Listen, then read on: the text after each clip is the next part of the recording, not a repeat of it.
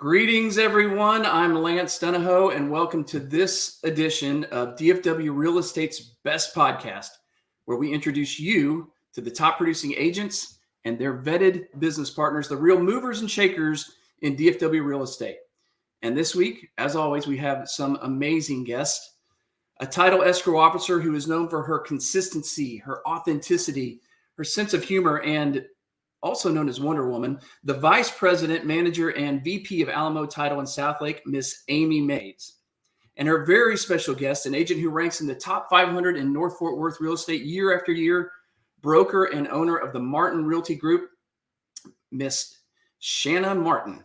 So if you want to hear their stories, how they started, what inspires and motivates them, and how they got to be who they are, then tune in right now.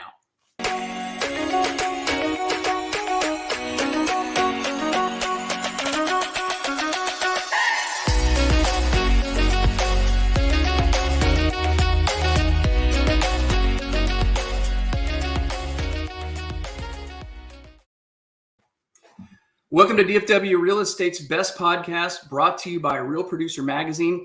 Jordan, Rachelle, and I come to you live every Wednesday at 11 o'clock from your favorite platforms, Facebook Live, YouTube, Spotify, and iTunes. Before I introduce you to our guests, I want to share a little bit about the Real Producer community.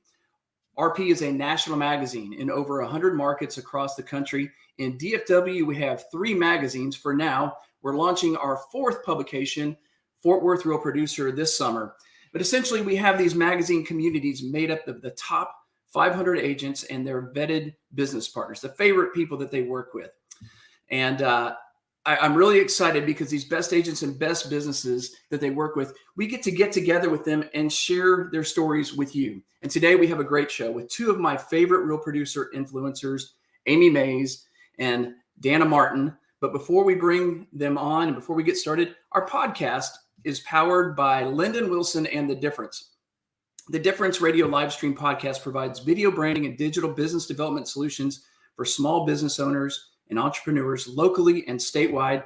With over 750,000 viewers in 2021 and growing, The Difference can help any business grow their brand awareness, and develop a message that humanizes your business in a way that grows and expands your connections and relationships, increases your influence and relevance, and quickly helps you become known as a power player and a mover and shaker in your sphere, community, industry, and business world.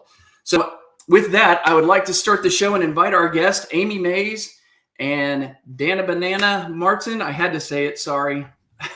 If you're going to say it, you got to say it right. It's Shanna. Oh, Shanna, I'm sorry. Did I say Dana? I am so sorry. I've got it right here. Shanna, I apologize. That's okay. That is, no, we were talking about that pre-show that we've been called worse. So, it's not really that big a deal. It's okay. Shanna Banana, I apologize. We're just going to have to start over. No. Lyndon, are you unplugging us? I'm kidding. Well, no, you know what? If it wasn't, for being live just makes it fun. We get to make mistakes in real time. And, life kind of goes that way sometimes, doesn't it? Yes. And it's what we do to overcome those things. So we'll probably talk a little bit about that today. But first, I'd like for you guys to introduce yourself. Shanna Martin, I would love for you to introduce yourself and a little bit about the Martin Realty Group. Yes. So I am Shanna Martin, and I have been in the business for a little over 11 years.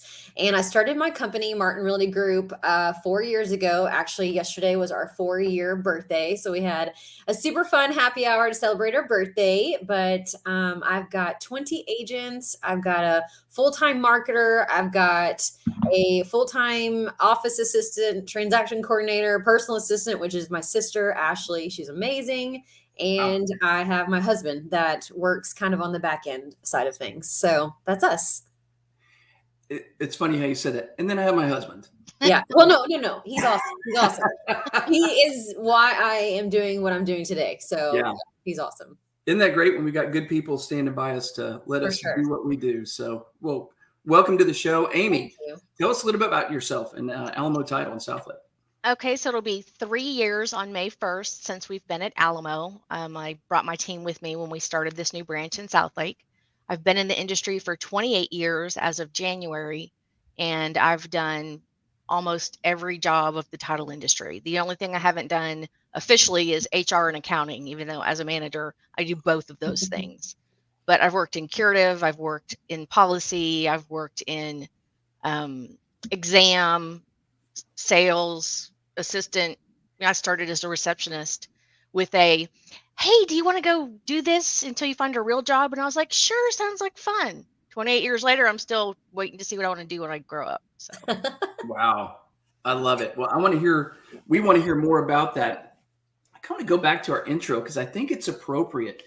We were even talking about at the beginning before our show opened. Amy, you have sent people into some networking meetings with your name tag on who might otherwise have gotten your name right or wrong. But let's talk a little bit about some of those things that we might have done professionally before that ended up turning out really well. That maybe at the time you were kind of like, man, you made lemonade out of lemons. Give me an example of something like that for you, Amy. Oh, gosh, that could be anything from a closing to a client meeting because, when you walk in, you never know the situation unless you've got an agent who's kind of told you, hey, this one's been a struggle. We came down to the wire because there were some last minute repairs or the walkthrough didn't go great or whatever the case may be. But when I get into the closing room, I try to make it fun. I do my jokes that Shanna can probably repeat verbatim because I want people to have a fun last minute experience and remember, oh gosh, I felt so good and I felt comfortable and confident about what I just signed my life away for. And then, yes, I have actually sent my daughter because she's a mini me, except she has red hair, just a little bit shorter. And I had to have a medical procedure, I think it was. And so I sent her off to an event with my name tag and I got some comments back about that of, hey, I met the new you. You look a little different. I'm like, yeah, well, Did you have some work done or something? Yeah. And I shrunk just about 1.5 inches. Right.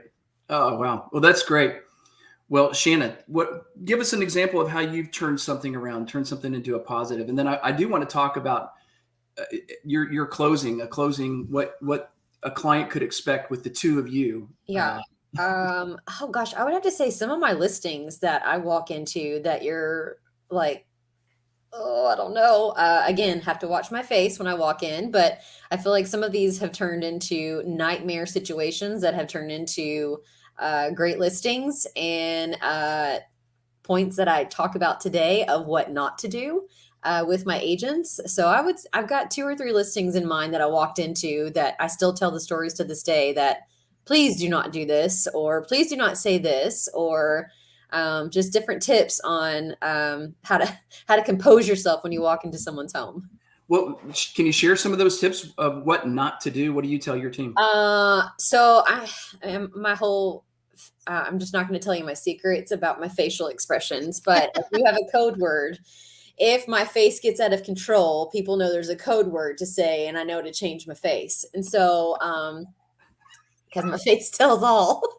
I hate that, but it's me. So I don't know, just trying to get yourself in the right mindset of what you're about to walk into and how you can change this into a positive situation real quick off the cuff. Like, I feel like I've been doing it long enough to know, okay, hurry up and do what you got to do to say. And sometimes your filter doesn't kick in and sometimes it does. So again, watch your face. Right. Watch your face. That's a good one. So for somebody that maybe is just new to real estate and they join your team, and I want to talk about that a little bit about what it takes to be on your team. But what is kind of one of the most common things that you eventually have to correct somebody and go, don't do that? Probably some things that they say they know that, oh, I shouldn't say this. I'm like, no, probably not. Some filters stuff and some not. But when you just get out of real estate school, you have no idea what you're doing. Like, you are literally taught to pass a test and then you're kind of on your own to figure out the rest. So it's trial and error of what you can say, what you can't say, treat others how you would want to be treated, golden rule stuff. Sure. Yeah. I love that. And it's so true. Amy, you talked about closings and I think we talked about this. You've kind of you've kind of got your stand-up routine that's pretty consistent, right? Which is a word that, as we've met with agents and that know you, that's one of those words that they always attribute to you and your team. So congratulations. That is a huge compliment in this Thanks. real estate world. But and it may be they just have heard your jokes so many times that it's more like a routine. But isn't that cool when your agents are so comfortable, when the people that you work with, there's a comfort in that predictability, right? Right. And they know that closing is going to go smooth because of who you are and how you kind of bring the other word that often is used to describe you is authentic. So your authenticity to that, your sense of humor. But it's kind of fun when somebody comes into it and they almost know like when you're going to hit your line, right? You know, it's almost a timing thing, right? Yeah. Give me an example of something like how that might go in an Amy and Shanna closing.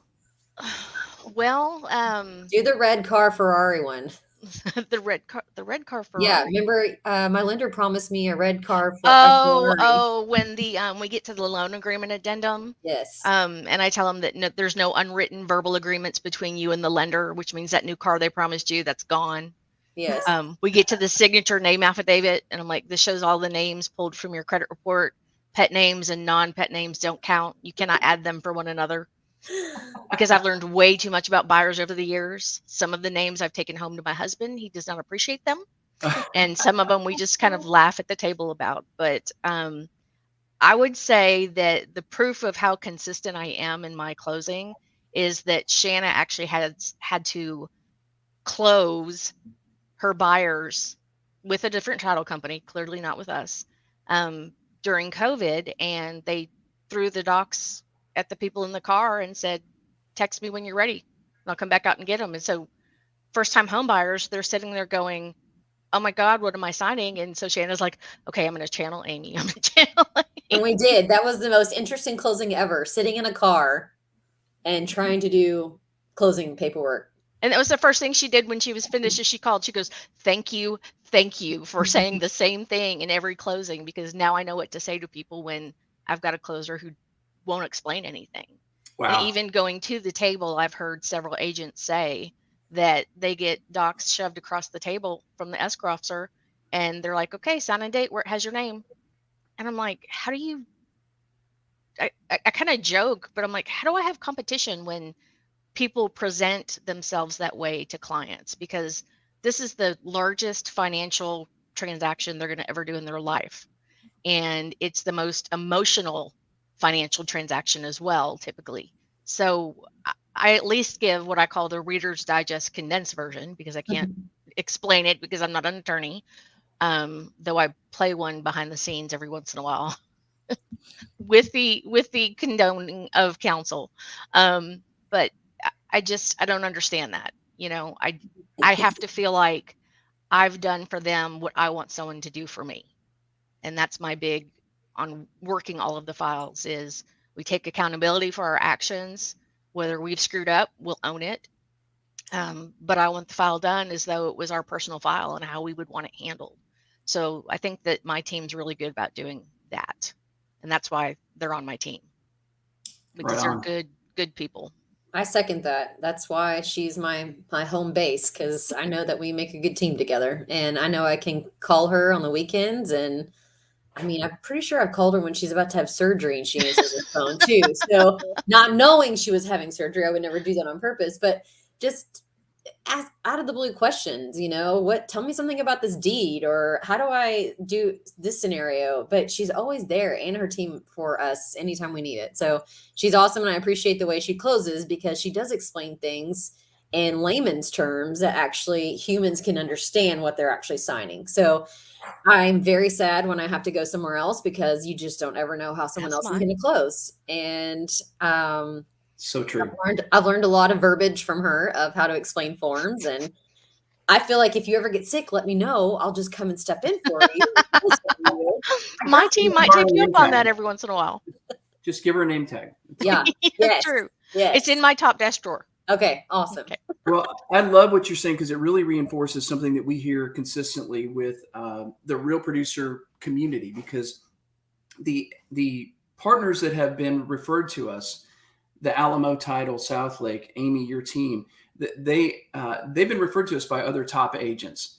And it's because of the level of professionalism. And I love that when you get to this level with a top producing agent, somebody that has built a beautiful brokerage and a trusted brand, that they're gonna build a team around that to support that. And so the fact that you're part of this community of other vetted professionals that people can trust. So any other agent watching this show certainly could call and get that same experience. And that's the confidence that I think that this community builds, is that it is just this level of professionalism it is a step up. It's elite, and anybody can trust. It's really that blue ocean of professionalism where people collaborate and they build teams around that for the sole purpose of just what you described too, Amy. And it really is, it's just taking care of their clients, making sure that they get treated like you want to be treated, and that things go smooth. And when another agent is across the table from you, Shanna, and at Amy's, if they've never used Amy's, I'm probably never used Amy before, they may not be in the same room at the same time. I know that doesn't work that way all the time, but at some point during the closing, you might have some interaction. That's going to go smooth, and it's going to go smooth for them. They're going to walk out going, "Oh, thank God," Yes. and that's huge to have that kind of confidence. So way to go, because putting together a team like that, you've got your own internal team, but to build that outside team that supports your team is incredible. So I would like to talk a little bit, Shanna, about your team, because I think you mentioned you just celebrated a 4-year anniversary, didn't you? Yep, last night. Right on. And you made it today. What time did y'all roll in? I mean, it was nothing crazy, like 9 o'clock. Right. Yeah. It was the longest happy hour of my life, time. but it was so much fun. Right. Yeah, we celebrated 4 years yesterday, and we've just got an amazing group of agents. We just all do life together. It's so fun. We travel together. We do happy hours. We do classes. I mean, it's so fun. It is not work at all. Wow. How many are on your team now? How many agents? I have 20 agents, and then I've got my sister, who is actually a broker associate as well. She is she's everything. Like, everyone calls her. She's awesome. And then I have Deanna, who is my full-time marketer. And then I've got Rusty, who's my husband, that helps on the back end. Right. Well, so I want to ask you both this question. It comes up a lot in our realtor meetings as sit down with agents, and they're in growth at some point. They've busted through to the top 500. And some of them are still, a one-man shop. They may not even have an assistant, but they know they need help. They start growing, but they really don't know how to identify the people that they need, that they can trust. Really, it comes down to that. How do you? What do you look for when you're recruiting agents, or do you even recruit them? Do they come to you? What's kind of the process of joining your team? No, I do not actively recruit. They come to me. I'm very, very picky. So we treat it as we do have maybe a seat open, but we are treating it as, we want you to be a part of our family. And so we're super picky about it. We do about 2 or 3 interviews. We do it's called cultural index. So we kind of see where their dots line up. Are you hardworking? Do you have to be a leader? Are you, detail oriented? How's like your thought process? So we do put them through, several different interviews before we do make a final decision, because we want to be exclusive. And I feel like right now, I can be picky. And so I have turned people away that I don't think that would fit into our culture, because we are really big into our culture, and we don't want to interrupt that. What do you use? Do you use any tools to assess, whether that be personality or how they work? Any kind of those outside tools, the personality assessments? Yeah, it's called cultural index, is what we use. And it's awesome because it'll ask you a list of questions. I think it's like 75 questions. And I think it's words of how would you use this word versus this word. And it kind of, it's fun. So it'll tell you, do you need to be a leader? How is your autonomy? Are you outgoing? Are you all heart or head? So like, I want to know kind of your thought process. So it's very enlightening. It's awesome. It's a great tool. And at the end of that, is it just kind of they create, it's a profile that you get sort of Yes. a label attached to you, what type of person you are, or Yes, it'll how tell is it? you, like, it gives you a list of personalities that they think that you could be. You know, Yeah. you could be an influencer, you could be a coordinator, you could be, I don't know the list of them right now, Right. but like there's a whole list, and then it'll give you kind of what this personality consists of, and it's normally right on of what this That's profile cool. is telling us about you. So we do that. Probably the third interview, we'll assess, if we like this person or not, and then we'll have them take this, and then we kind of vote. What do we think? And then that's how we're exclusive. That's why I want to stay small and boutique. Yeah. So I want to be able to, still hang out with everyone and still talk to everyone on a daily basis. And I still coach my agents. So like I do coaching calls on Tuesdays and Wednesdays. We do Wow. Zoom calls. And so like I want to be, mindful of my time and everyone else's time. So I want to be able to still do that. And I don't think I could if we get, much bigger than that. Right. Yeah, that's a lot. Have you done the assessment yourself? Have you taken that I yourself? have, yes. What was your profile? Uh my husband would know. I don't remember, but I I am outgoing. I am detailed, but not as detailed as I probably should be. But that's why I rely on other people. Sure. I am actually not a natural born leader. I have to work at it very, very hard. Yep. And it teaches me how to retrain and how I get energized. So on Tuesdays and Wednesdays, I'm exhausted from pumping up all my agents, and Yeah. I'm kind of drained on Tuesdays and Wednesdays. So I have to figure out what energizes me, and I go from there. So Yeah, I was going to ask you, you spend this time coaching, pouring into others. What do you do for yourself? Do you have a coach, somebody that I do. Yes, I am coached by a Tom Ferry coach. She's right awesome. on, Actually, I've got a conference call with her after this. So right I meet on. with her every other Tuesday. Her name's Lucinda, and she's been with me for 2.5, almost 3 years. She's awesome. So I rely on her a lot. Great She group. actually she's my age too, and she owns 6 Caldwell Bankers. So she's got it going on. She's awesome. Wow. And Tom Ferry's group right now is so into team building. That's a Yes. big push, part of their message and training. So wow, Yes. what a great place to be right now. Yeah. Thank you. And that's kind of how Great we to be run. you. Yeah, we run our brokerage as a big team. Yeah. So we're all helping each other. We're all in this together. No one's out to get anyone. But we literally treat it like one big team. Wow. Amy, same question for you. I know you've got a great team. And again, your whole team is known for its consistency, and that's so much of the culture that you've created and the people that you've hired. How do you find great people? Usually, especially in this area, I've got to wait for someone to come to me. We can go out and make phone calls and ping them on LinkedIn or on Facebook, but the people who are the top producers of those offices, usually the companies make sure that they're well compensated for being the top producers so they don't go anywhere. And if I ever have someone who leaves and say they're leaving for money, and I'm like, that's the worst reason ever to leave any position is for money, because it's not going to be what you thought it was. At some point, if the market changes and they scale back, the highest who's not the top producing is going to be probably the first one to go to cut expenses. But it's going to events, like let's say at the next happy hour we have at Vin, that I meet another escrow officer there, and we get to talking, find out maybe he or she isn't very happy or could be happier. And so I try to take those opportunities to semi-sell us and my office, us as in Alamo, and my office, and see if they're interested. Hey, do you want to just go have a glass of wine or a cup of coffee and kind of visit further, and no pressure, but let's kind of see where you are and where you want to be and how we could get you there, maybe faster or easier than you could do it on your own. Yeah. So But you guys you're growing right now. Are you actively looking for people? Are you adding positions?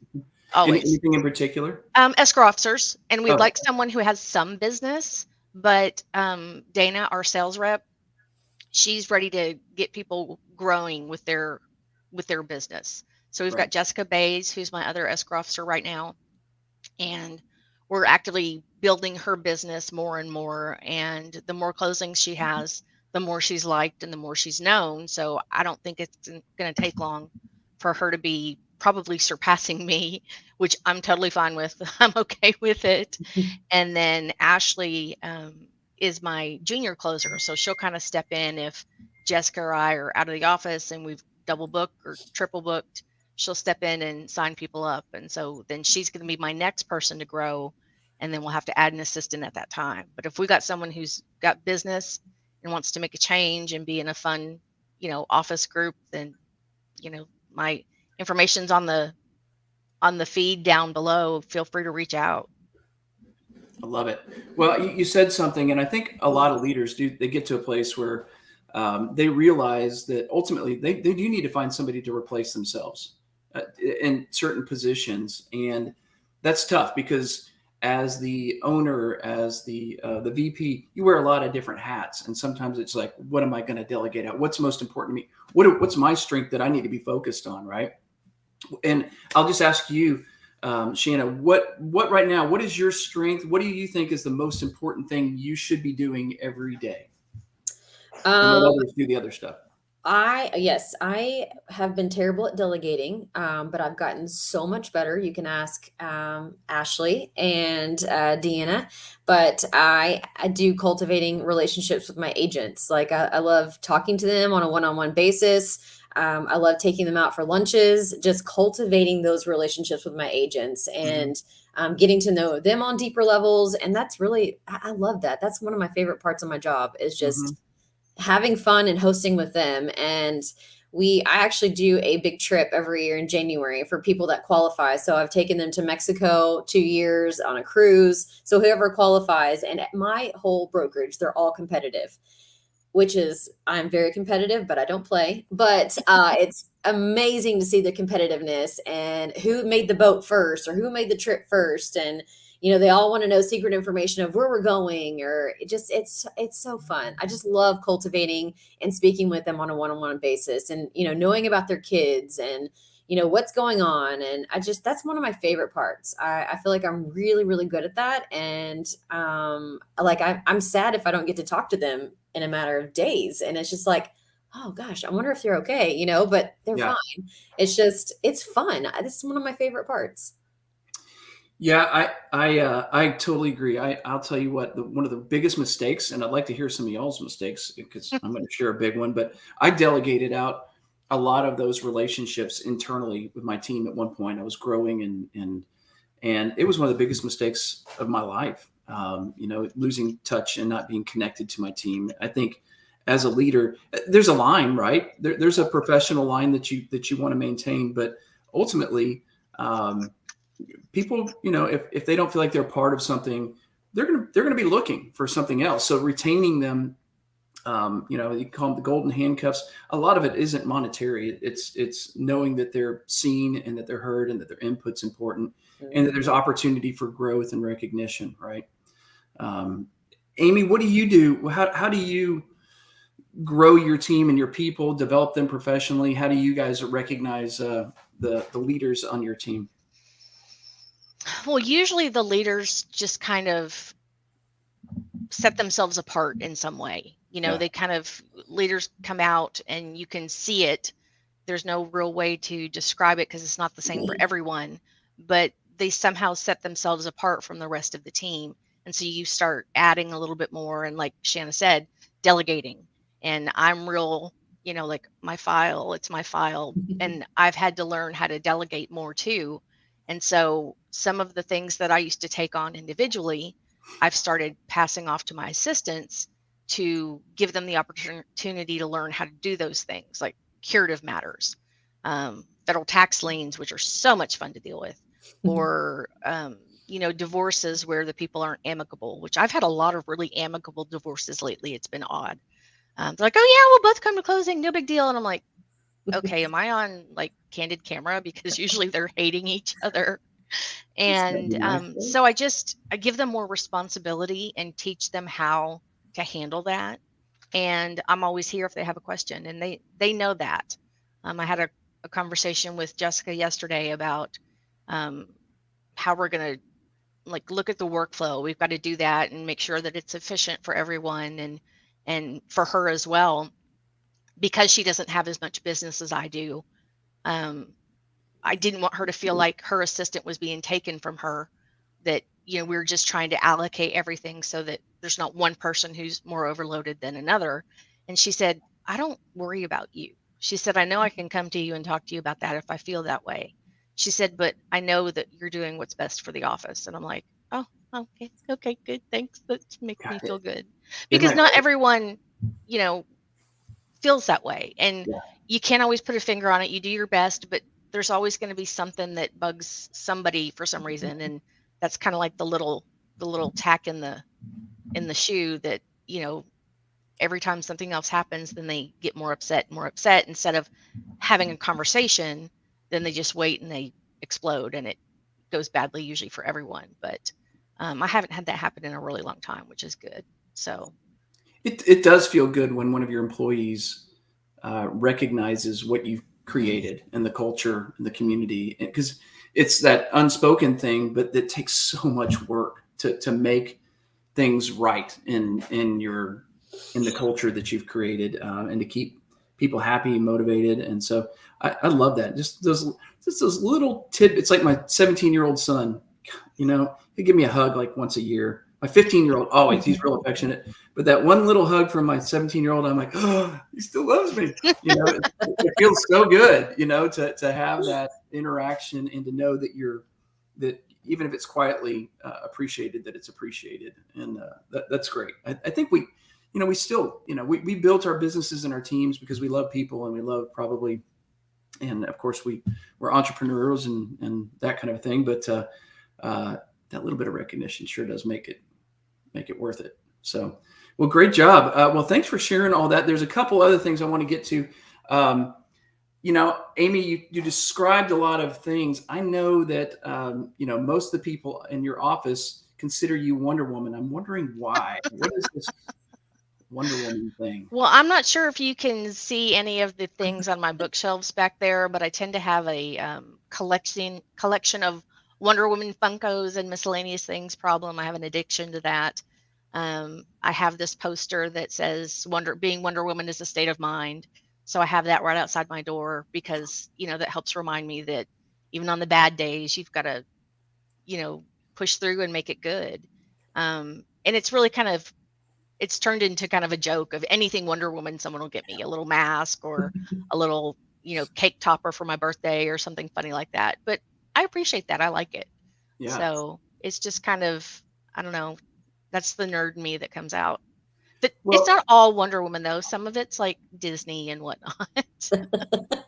I love what you're talking about, because it's kind of in alignment with a vision board, if you will. You're keeping something in front of you that is inspiring and motivating to you, and kind of the person that you want to be, not necessarily the actual Wonder Woman, but with Right. an invisible jet. I'm sure you'd enjoy that. But I have so much fun with that.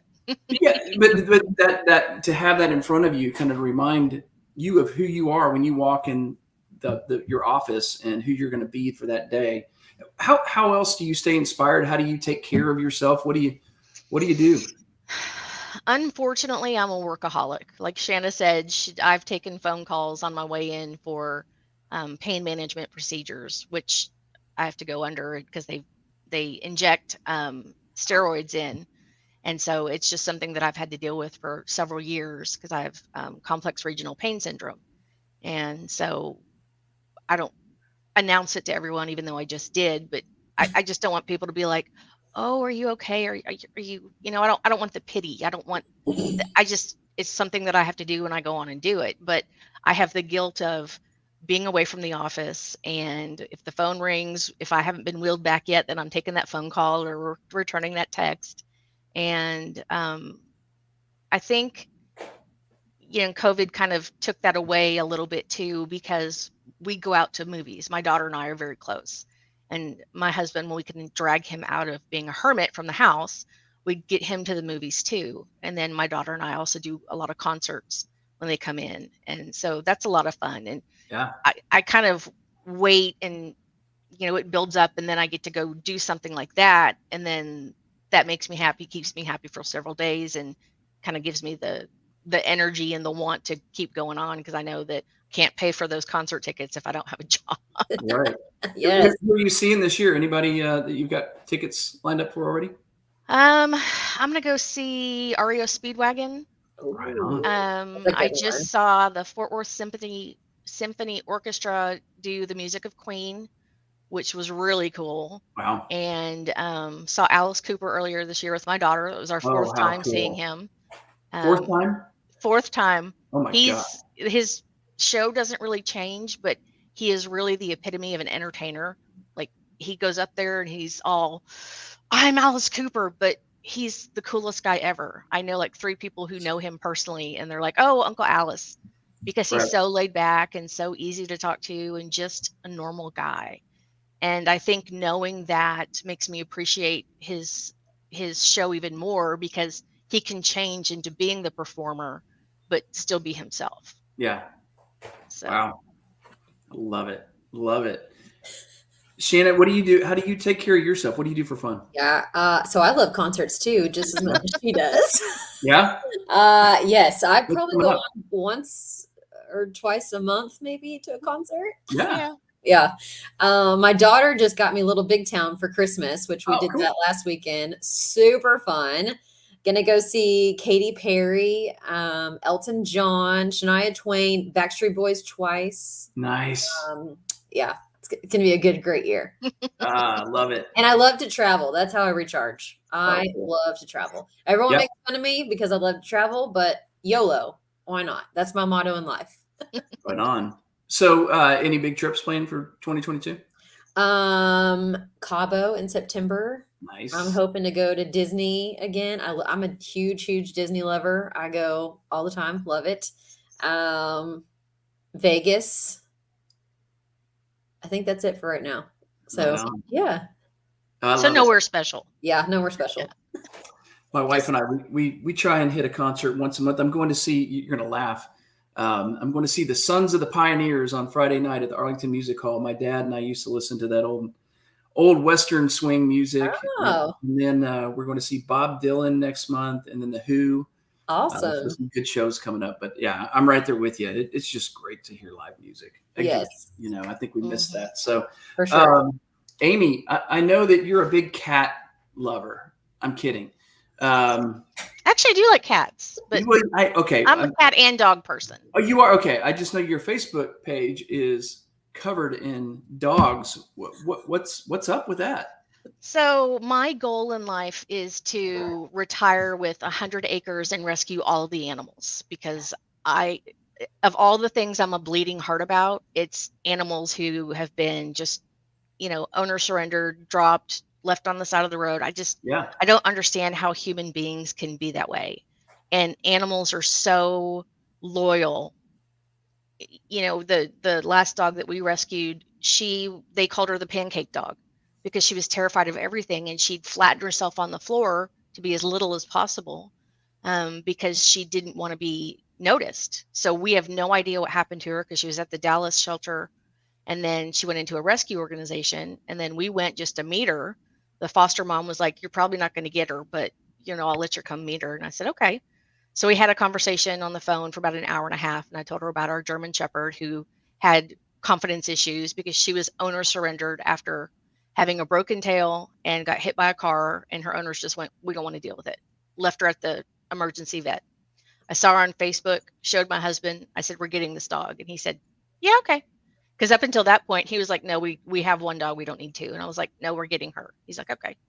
And so then I saw, her name was Mia at the shelter, or at the rescue, but we named her Velma because she reminds me of Scooby-Doo.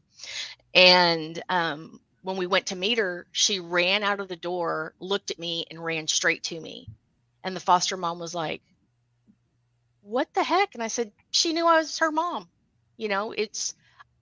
I'm very big on, I can tell the animal's mind when I look at it. I don't know how. It's just some kind of weird intuition about them. But we've gotten, whisperer. yeah, not quite Caesar Milan, but even our last cat, I saw her on the Louisville Animal Shelter page, and I was like, okay, we need to go get her. I was like, how do you even know that Ben's my husband? How do you even know she's going to fit in? I said, she'll fit. We go in, meet her. She's perfect for our family. and we've had her about 4 or 5 years. It's probably been about 5 years now.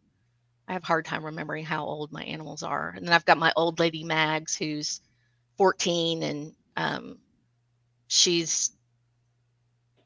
was sick when we got her, and so we had to foster her until she was healthy. She had the feline respiratory issue from the shelter, and by the time we were done with her and we took her back when she was healthy, they didn't even charge me for her because I showed them the vet bill of everything that we'd had done for her. And they said, "You clearly love this cat. Take her. We'll microchip her, take her home." Wow. And I don't know. When we had to put my other dog down last year, it just left a huge hole in my heart. Like, I would walk in the door, even though we had Freya, I didn't have Zoe. And I would come home and just sob every day. And I finally told my husband after about a week, I said, "We have to go look." He said, "It's just been a week." And I said, "I don't care. I've got this hole, and I know it's not going to replace Zoe, but I have the opportunity to save another animal. And that's what I want to do." Oh. So yes, between about 9 p.m. and midnight or 1, whenever I finally fall asleep, you will see streams of animals from rescues, shelters, whatever organization that need homes. And I was actually successful in getting 4 animals adopted last year, which isn't huge considering how many need homes, but I'm proud of that. And then we're going to be helping the Fort Worth Abandoned Animal Alliance the first half of this year. We're going to be collecting donations, either monetary or food, blankets, towels, pee pads, whatever it is they need for the foster homes that are caring for these animals until they get a forever home. Yeah. So I just, sometimes I like my animals more than I like my people, but well, animals are always happy to see you. Yeah. Except for the cats. Sometimes they're not happy to see you. Yeah. They could care less. Yeah. Wow. Shanna, any pets in your family? I'm going to watch my face on this one. No. Nope. She's not a pet lover, especially dogs. Got it. But I love that you love them, and yes, no animals. I think that's the one thing we don't agree on is that I'm like, "Let's save them all," and she's like, "No, leave them all over there." A little no.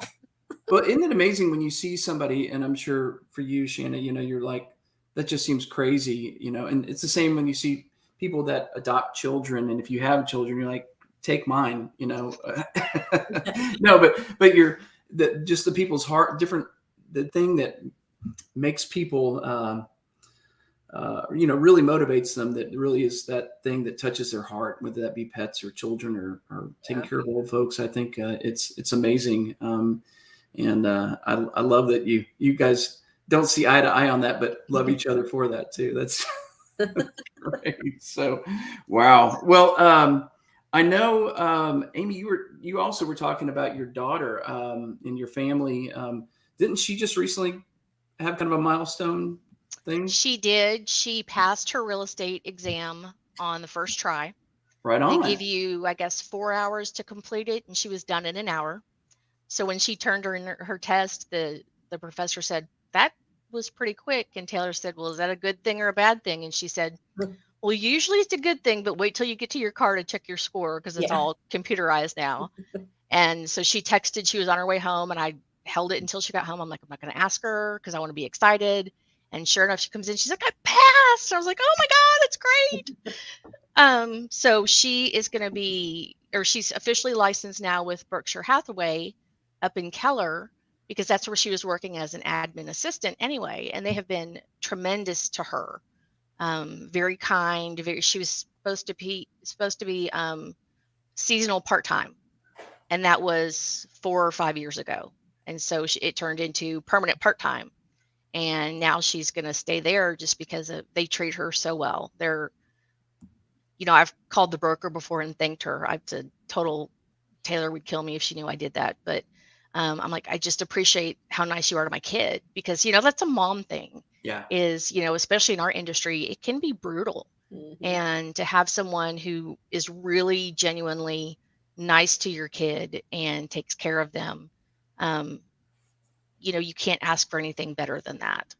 And it's funny is I didn't ever want her in our industry because I know what kind of not work-life balance we have, especially in title. But the position came open and I said, hey, why don't you interview for this? And she said, I thought you didn't want me in your industry. And I said, well, it's not. It's real estate. It's not title. So it's different-ish. And she kind of laughed. And I said, just go to get interview experience because you need to learn how to do that. And I knew that the broker would give her constructive criticism, feedback on what she did well, what she didn't do well. And so I thought this is perfect for her. And then it ended up being a fit. And so she had worked part-time at a pizza place too. And then she was working part-time here. And then she decided to go to school and then work part-time at the brokerage. And it just all was kind of working out for her. So I'm so proud of her. She's doing so well. And she's something else, but she's amazing. So Right she's on. definitely a mini me. It sounds like it. And obviously they probably feel the same way about her, as much as you appreciate them helping her. I bet they're happy. If she's anything like you, I'm sure that they're happy to have her on the team. So well, that's exciting. And you also, I think you've got some stuff going on like on Fridays. Don't you do some fun stuff with the Yes. So Alamo does Fun Fridays and it's a Zoom call. We're going to go back to hybrid, meaning you can come in the office.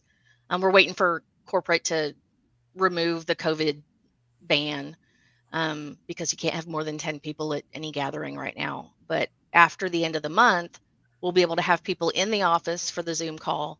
And then just like if they're at home in their pajamas and they want to be on the Zoom call. But it's called Digital Marketing Solutions. And they'll help you do Google My Business, improve the views and the rate at which you get your page gets looked at. This Friday, I think they're doing something with camera. It's either like TikTok videos or movie skills or some kind of, if you go to Video the House, they're showing you how to improve that. And they actually have a real Hollywood actress who's going to be helping to give that presentation. But if anyone's interested, you can look it up on our Facebook page for Alamo Title Dallas, and it'll talk about the Fun Fridays. If anyone can't find it, they're welcome to email me, and I can get them on the list and get them set up with that. But the last couple of classes, we've had like 300 and 500 people attend. Wow. Yeah. Oh my gosh. That's amazing. Mm-hmm. Wow.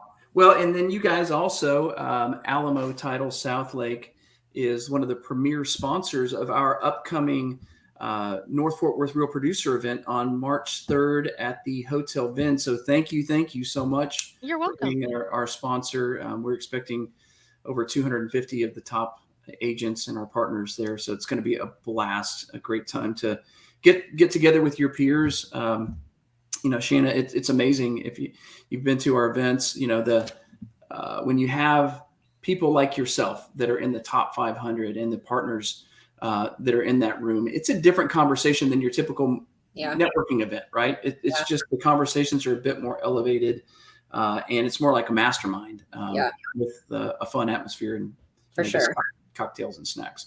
But people aren't there for a free drink. They're there because of the people that are attending, their peers, and a chance to get to know each other and develop those relationships outside of the transaction. So thank you so much, Amy, for that. Oh, you're welcome. Yeah. Thanks for letting us do it. Yeah, of course. Well, I know that our good friend Lyndon Wilson has been in the background, just sort of absorbing everything and but always has some great input and some great questions. Lyndon. I'm here. Can you hear me? Yeah. Okay. I do have some great questions, and a little bit of my own that I want to share when we talk about animals. So here's my story. I've always been a dog lover. I've had dogs my whole life. Mostly the dogs that I've had have been large dogs. I've had over 21 pit bulls. Okay, and they are and can be the sweetest animals ever. Mm-hmm. They also, if not, taught right, can be, well, we've all seen that. But let me tell you my story. So my ex-wife wanted this miniature schnauzer. I'm not a small dog fan. And so we debated this for probably 6 months until I finally gave in. I call it rescued. It was a breeder that had this dog, and they had bred her once. I don't think she'd ever been out of a kennel. She didn't know what a toy was at all. She was 4 years old when we got her. She attached herself within 4 days to me at my rejection. In a way, I didn't reject her, but I'm like, no, don't do this. So now we're best buddies. I did say ex-wife when we got ready to go through our divorce. She asked what I wanted. The first thing I said was Abby. I want Abby. And this dog has been my shadow now for the past 6 years. And you're right, Amy. I think I get along with dogs way more than I get along with people. They have some. I mean, I can walk into any room, any place. If there's a dog, that dog's going to come up to me for some reason. I don't know why, but I just have an attachment to them. But so we do let dogs in the office. I don't mean to interrupt you, London, but we actually have dog treats at the front desk. And I had a couple the other day who said, "Oh yeah, our dogs are in the car." I was like, "No, they're not. You go get them and bring them in," because I'm going to bring her over because she does love treats. Oh my gosh, yeah, because the whole office. And I told the people, I said, now you're going to have to understand my entire office is going to be up here in a minute as soon as they hear a dog. And sure thing, everyone comes up and they're petting on the dogs. But, the people who are like, I'll just leave it in the car. I'm like, no, you're not. Because I'll go break your window and bring your dog in here. So you might as well just go get them. So this ends nicely. Those snacks are delicious. I got ready to leave this morning and I happened to mention Starbucks. And apparently Abby understands what Starbucks means because she went crazy and because she gets a puppuccino. Yeah, when she got, so I took her there. Of course, being a miniature schnauzer, there's a lot of cleanup with that little mustache they have when we're done. But, yeah. A couple things just I want, obviously this whole platform is called The Difference and there's reasonings behind that. But I wanted to ask just a few questions of both of you. I would like for both of you to share what you believe the difference is in being acceptable and being exceptional. I don't want to put you on the spot, so we don't have to go that deep. But when you look around the professional world, you see a lot of people doing an acceptable job, and then you see those that are doing the exceptional job. That's why there's a Real Producers Top 500, and good gosh, Lance, y'all are going to hit every city in Texas before it's over, it looks like. But so tell me a little bit about what you feel, your personal opinion on what's the difference in being acceptable and being exceptional. What does it take? I can answer it if you want me to, Amy. Yeah, go ahead. So this just happened to me the other day. Actually, I went to a listing appointment that I actually sold these clients their house, and the whole street was basically moving. The whole street was trying to get them to use a different realtor. And the client was like, why would I do that? I want to use my realtor because she has been there every step of the way. I didn't sell them the home and then leave. I do handwritten notes. I invite them to our 4 parties we have throughout the year. They had a baby. I sent them to treats. She's a teacher, so I buy off her Amazon list. She's a teacher, so I send her cookies at Teacher Appreciation Week. And I feel like that's the difference of being exceptional. I don't forget the small things. So I feel like I've worked very, very hard at that. And I'm very intentional about sending out my cards, sending out the cookies, showing up to my clients, their kids' game or something. I feel like I'm very intentional about making those relationships and building them and keeping them. So that's just my idea. That's awesome. And I think it's passion too. Mm-hmm. Because people ask me, what would you do if you didn't do title? And I don't have an answer because this is all I've known my adult life. And some days I hate it, but most of the days I love it because I enjoy sitting across from buyers who are so excited that they're buying their first house. And I'm proud that I could be a part of getting them to that point. And then once it's funded and we can say, yay, you've got keys now. They get so excited. And I've had people cry or jump up and down or hug me, and Shannon knows I'm not a huge hugger, so I'm like, okay, thanks. Decide, I don't know what to do with my arm. I'm like, I don't if I don't move, then they won't see me here.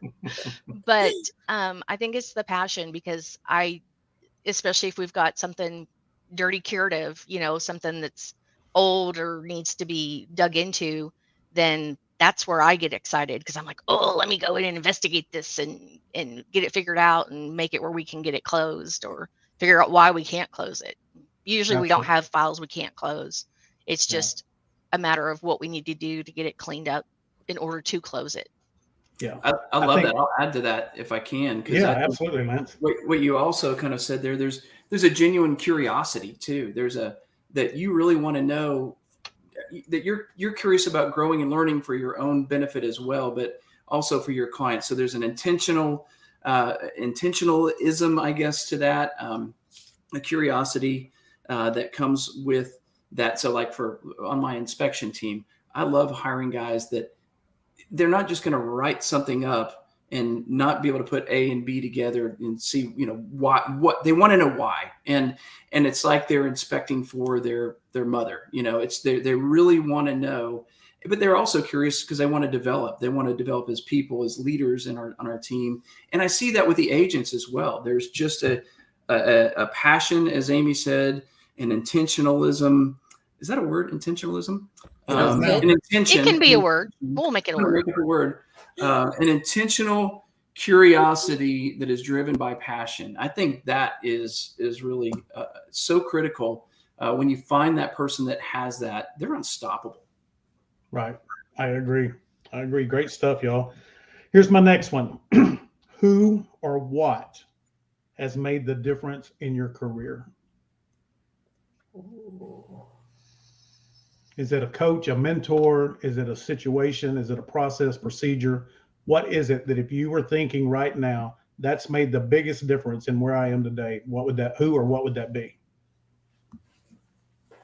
Okay. I'm gonna be cheesy, but I'm gonna actually say my husband. Because I used to be in the apartment industry for 10 years before I got into real estate. And he is the one who actually pushed me out of my comfort zone to even get my license. He saw a spark in me that I didn't maybe see in myself, that I could do real estate, but now he's right. He's not always right, but he's right a lot of the time. I don't want to admit that, but he pulls me out of my comfort zone, and he is big picture guy, and he shows me big picture when sometimes I'm only tunnel vision. So I'm gonna have to say Rusty. He has been my biggest cheerleader. And then, my Ashley, my sister, has been with me for a very long time. Not just my sister, but in business, she was our transaction coordinator when I had my team, and she has pulled me out of my comfort zone more than I would like to be out sometimes. But those two really have pushed me in ways I did not know that I could be pushed. That's great. What about you, Amy? I think the same thing. My family, my husband and my daughter. My husband grew up with his mother being in this industry, and so he kind of knew what to expect when I went into the title business of not being home till 10:30 at night sometimes. And then my daughter has learned that about the industry, and the nights that we're working late, they're like, "Hey, do you need us to bring you dinner? Who all still at the office? We'll bring everyone dinner." And so they've been very supportive on that. And then when I want to, yell and scream and throw something, my husband will listen and is trying not to tell me how to fix it. We're working on that. But the fact that he'll listen to it, and then I can kind of vent to my daughter a little bit too, because she understands more now, working at a real estate office, of some of the things that I'm talking about on what's frustrating of, no return phone calls or last minute information, or, oh, well, everyone forgot to tell title company we're moving closing date up by 2 weeks. And we're like, what? Kind of need to know that. we kind of need the homeowners association information that's not due for another week and a half. And then the survey still is not in, but they've been very supportive of me and my projects, I guess. I'll call them, excuse me. And the projects, I guess, would be anytime I've made a move. In the 28 years I've been doing this, I've only worked for 5 title companies. Not a lot of people can say that. Usually it's like closer to 10, but I'm not a job hopper. When I go somewhere, I'm loyal to that company until, something happens where I don't feel that loyalty is reciprocated. And, you got to take care of your mental health. And that's a big thing for me too, is I can't let it, own me and overload me. And so talking through with my husband on times that I've wanted to make a change, he's been very supportive of anything. He's like, you know better than I do. So if that's what you feel like you need to do, then you need to do it. So Right. You know, one of the doing the difference for the past 2.5 years and having watching over probably 1,200 people be interviewed that are professionals and independent. If you don't have that strong support as family, um, it's almost impossible to be successful because of the peaks and the valleys and the challenges, especially in the real estate industry, right? The real estate can be the greatest job and the worst job and all in the same day, sometimes in the same hour.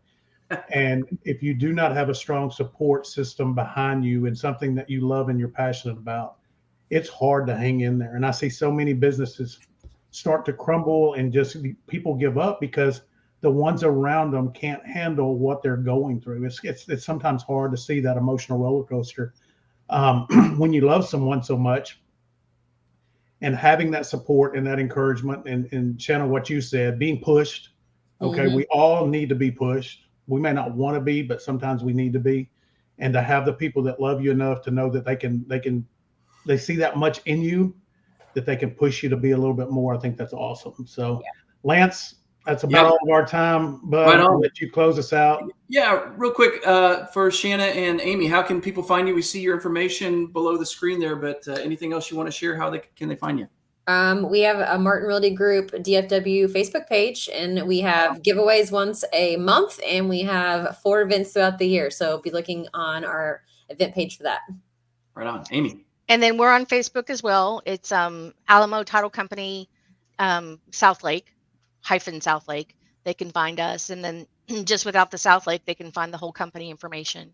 And then if they dare to friend me on Facebook, it's at their own volition because I'm not responsible for what they get offended by.